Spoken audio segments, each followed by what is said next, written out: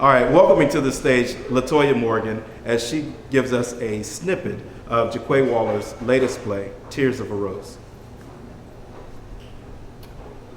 Let me start by saying this. I love my mama. I mean, she is so beautiful and strong. And so is my grandmama. I mean, when helping them in the kitchen or around the house, I'm just so thankful that that's where I come from. Those are the women in my life. They're beautiful, they're smart, they're strong, and they don't look their age, okay? Man, we've been through so much together. And a lot of it is due to me trying to be grown before my time.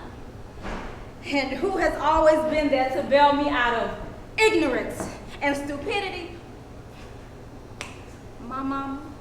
I mean, if it wasn't for my mama, there is no way that I would be in college right now. I mean, it just wouldn't have happened. And it's because of her nagging, spying, grounding, fussing, and whatever else that I'm so focused. You know, I can't believe how stupid and naive I was to think that he really meant what he said. I was so gullible, you know, just so green. But it just felt good to feel loved. I mean, loved by a man, because I felt loved by my mama, you know, loved by my family, but this guy knew how to treat a woman. At least that's what I thought at the time. Okay, see, I started rebelling when I was 14, right? That's when everything just clicked. Hell, I was a woman now. In fact, I had been a woman for almost 4 years. Yeah, I became a woman early, and nobody really knows why. Some say it's the chicken, some say it's the water, and others say it might be in the pesticides used to protect our fruits and vegetables. Who knows? Either way, I ain't care. Shoot. I just thought that I was special. You know, I was so special that I was more mature than them other girls, and I could only deal with folks older than me. So while they was busy jumping rope and playing house, I was busy trying to meet men and keep up with the latest hip-hop gossip. Oh, and my mama. My mama stayed in my way. I mean, she was always asking me questions and saying stuff like, where you going? Oh, you best keep your eyes in your head before I knock them out. Did you do your homework? Where is it? No ma'am, you better put on another shirt. Oh, that skirt is too short. Where's your report card? Come on and go with me and your grandmama to the store. What is your curfew? She would never let up. And I can remember thinking to myself, you are not the boss of me. So eventually, I started to challenge my mama.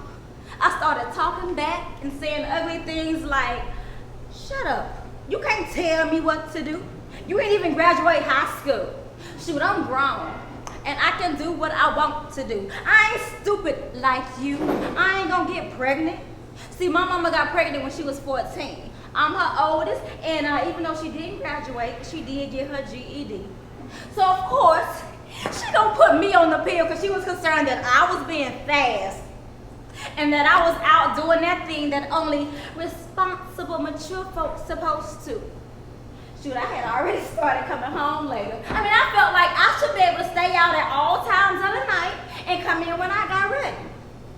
And I would get so upset when my mama would remind me of check this out now, my 8 o'clock curfew on the weekends. What? Or my 7 o'clock curfew on school nights. Where they do that at? And then I had to get permission for exceptions. Oh, I also remember I leaving the house wearing one thing, but changing clothes when I got to school so I could be sexy for all the men. I mean, boys. So yeah, I was doing all of this between the ages of 14 and almost 17. say almost 17 because something scary happened that it made me realize that I wasn't a woman yet.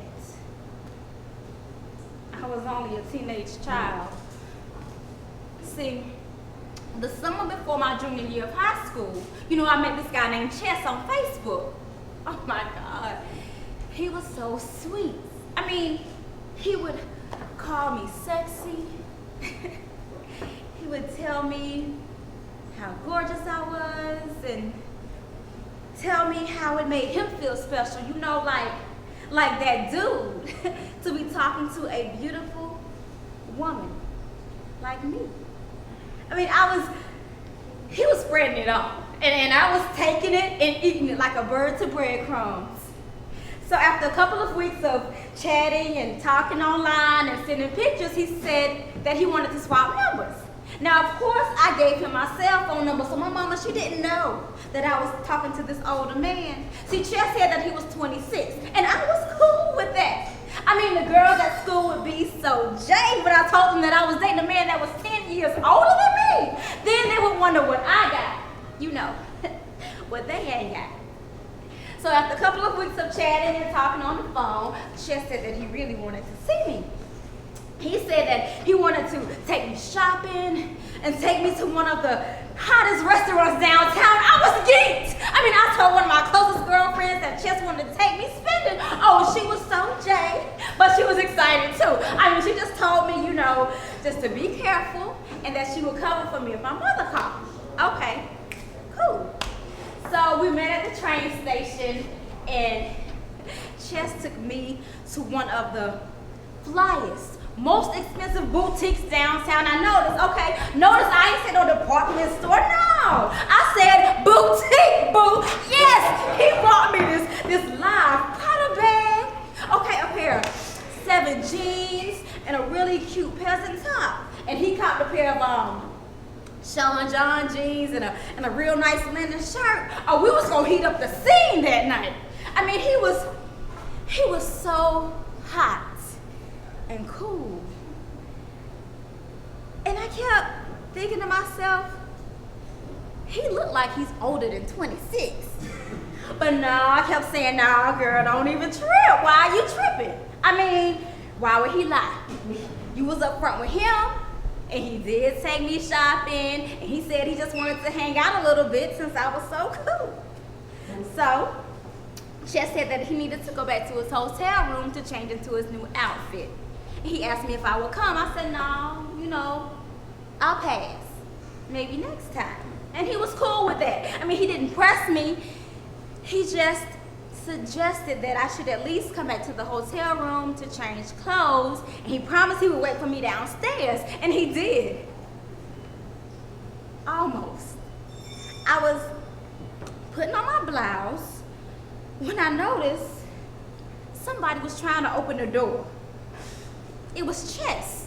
I mean, he was asking me if I was ready to go, and I was, but I'm so glad that I used the hinge on the door to reinforce that lock. So, we on our way to Justin's when Chess said that he needed to stop at the bank to make a withdrawal. Okay, cool. And then he pulled up at this bank that I never heard of before to make the withdrawal. And that's when it happened.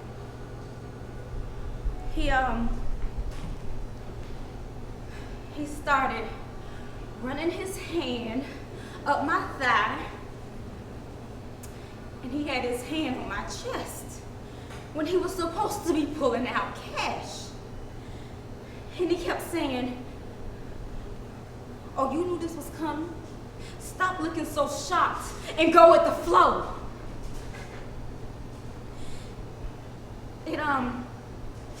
It took a couple of seconds for it to hit me that Chess was about to rape me. And I started screaming, "No, let me go! I want to get out! No, let me go!" And that's when that first punch came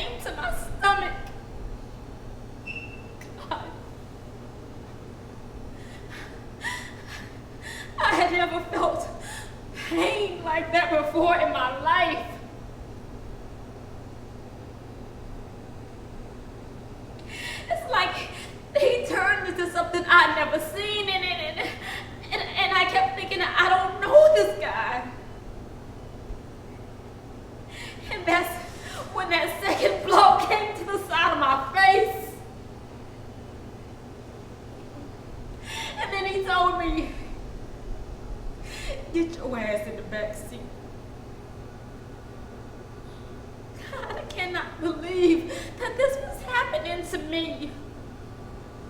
In broad daylight, why me?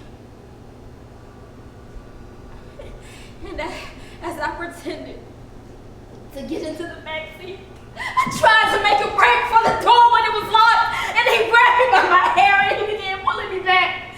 And at the same time, at that moment, I turned around and I bit the hell out of him, and I unlocked the door and I ran out. And another car had just pulled up behind us and just started to come after me. But he saw that he was now outnumbered because another car had just pulled up. And he sped off.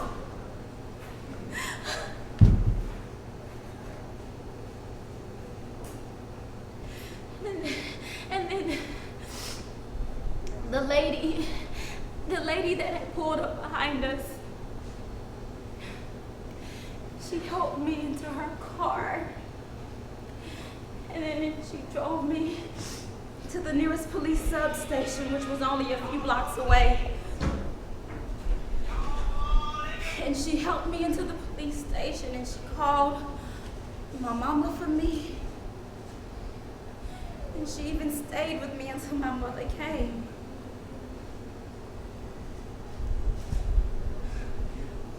I still don't know her name. But whoever you are, thank you. You saved my life.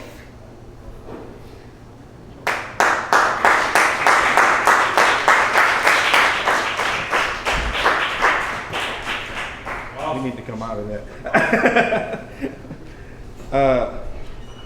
I was going to go directly to Jaquay after this, but I didn't know what we were in for. Tell us a little more about LaToya. It is the trademark of a great actress to pull you into the character, to make you forget everything else that is around you and make you focus solely on that person. And to perform solo is even harder, and to capture attention. So I applaud you, first of all. Thank you. And this does not by any means take anything away from anyone else. It's just that I noticed you became that character, and that was beautiful. That was beautiful. Jaquay, when you make it to the stage, if I let you come to the stage, because I just want to thank you for writing such a piece and for finding such a talent to bring that piece to life. Now, again, how long have you been acting? I've been acting for about 20 years. Okay. I know I look a lot younger than I am, which is a blessing. Thank you, Lord, because black don't crack. Okay, she just became the character again. Did you see that? I know. It's a little bit of every character inside me. Okay, but yeah. Okay. And is this your first work with DreamCatcher? No, I've performed with DreamCatcher several times. Okay.